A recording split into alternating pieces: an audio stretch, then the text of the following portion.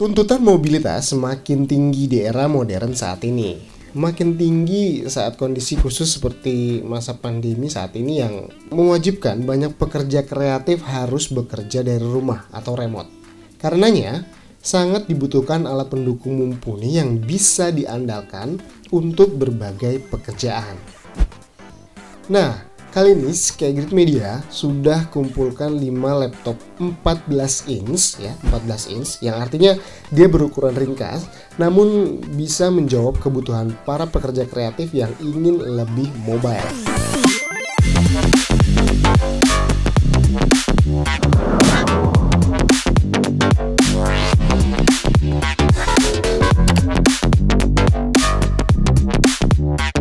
Tentu dimensi ringkas di sini jadi syarat utama. Tapi syarat lain yang gak kalah penting adalah kemampuan komputasinya yang harus bisa diandalkan menjalankan program-program berat. Lebih spesifik lagi ke chip GPU dedicated yang ada di dalamnya. Laptop 14 inch dari MSI ini menawarkan beberapa SKU dengan beberapa pilihan GPU.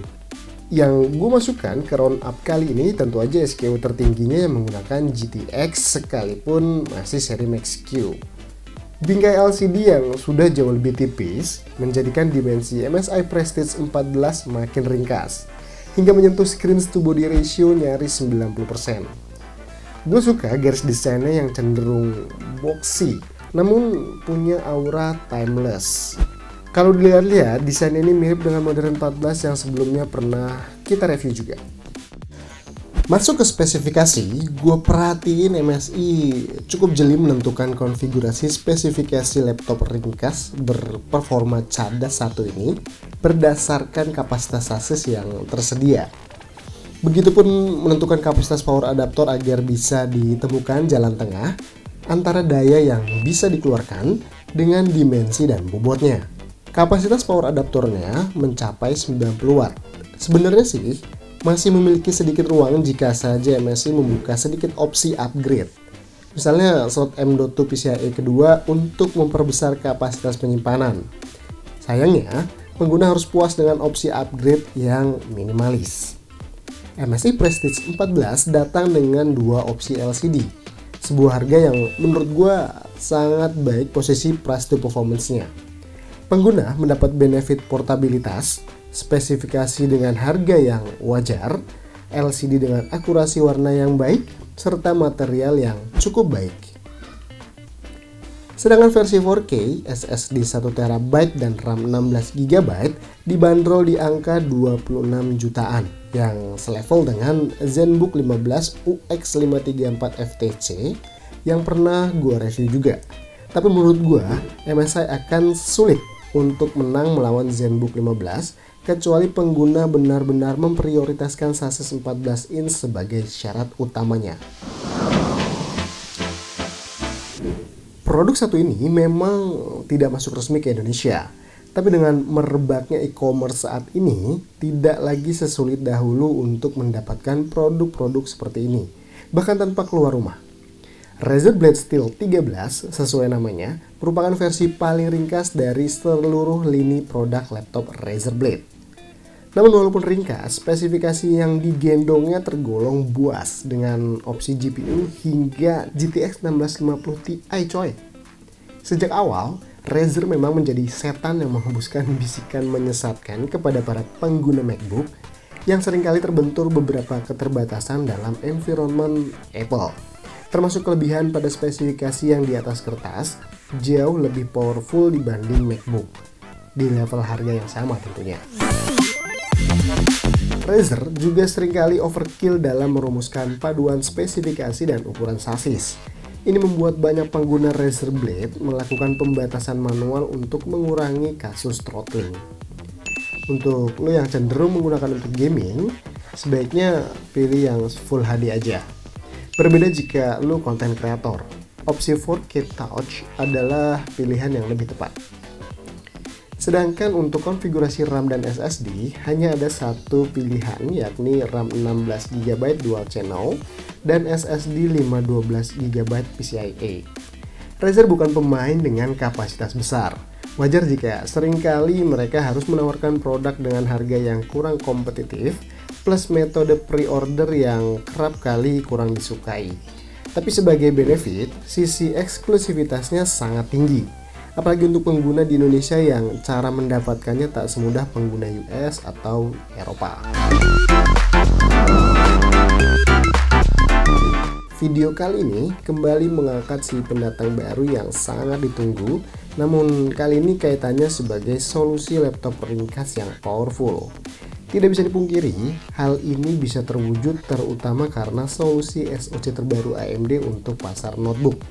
Dan Asus benar-benar memanfaatkan momen ini dengan sangat baik.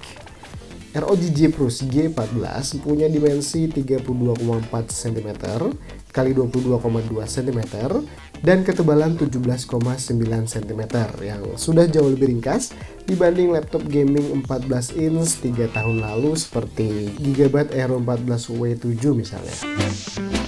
Bobot 1,6 kg mungkin bukan yang paling revolusioner, tapi tetap terhitung ringan jika mengingat laptop ini membawa performa sebuah GeForce RTX 2060 walaupun telah disesuaikan TGP-nya ke 65 watt. Untuk beberapa hal teknis lain, gue nggak akan terlalu banyak membahas terkait laptop ini. Jika lo berniat menelisik lebih jauh tentang Zephyrus G14 ini, lo bisa baca artikel kita yang linknya gue taruh di kanan atas itu. Kandidat laptop ringkas berperforma cadas 1 ini merupakan seri refresh dari edisi sebelumnya dengan pembaruan yang fokus pada komponen utama yakni CPU dan GPU. Sedangkan urusan kosmetik bisa dibilang nyaris identik dengan Surface 2 terdahulu.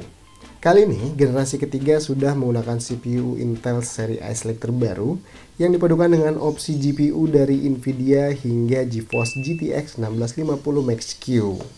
Untuk SQ dengan dedicated GPU dipatok di angka 1999 US dollar. Tentu, kita tidak bisa terlalu banyak berharap akan performa penuh dari kedua konfigurasi CPU dan GPU tersebut. Pastinya, Microsoft sudah mendesain ulang konfigurasi clock speed agar bisa bekerja sesuai dengan kemampuan sistem pendingin dalam form factor convertible 13 inch-nya. Sebab menggunakan form factor convertible, tentu Surface 3 menawarkan mobilitas paling tinggi dibanding semua produk di top 5 kali ini. Pengguna bisa melakukan banyak hal, bahkan bermain game AAA terbaru. Hanya saja perlu diingat, durasi bermain game tidak bisa terlalu lama. Ya, cukuplah untuk mengisi waktu luang di sela-sela jadwal meeting. Beberapa reviewer mengeluhkan beberapa kekurangan cukup fatal pada Surface Book 3. Salah satunya adalah kualitas akurasi warna LCD. Hal ini tentu perlu perhatian khusus pihak Microsoft yang tentu mentargetkan konten kreator sebagai target pengguna produk ini. Terkait mengapa MX350 masuk kategori kelas gaming, karena chip grafis terbaru dari Nvidia ber-TDP 25 watt ini berbasis arsitektur yang sama dengan GTX 1050. Memang, seperti keluarga GeForce MX sebelumnya, GeForce MX 350 juga hanya mendapat spesifikasi memori bandwidth 64 bit. Fakta ini membuat performa grafis chip ini tertinggal sekitar 20% dibanding GTX 1050 yang punya bandwidth memori 128 bit. Lagi-lagi, gap performance-nya masih masuk akal jika laptop ini memang menawarkan performa grafis cukup baik, terutama sekali saat mempertimbangkan sisi mobilitas yang ditawarkannya. Sebagai informasi, dibanding Vega 7 yang ada pada Ryzen 7 4700U, GeForce MX 350 punya performa lebih kencang sekitar 23%. Nah, lumayan kan?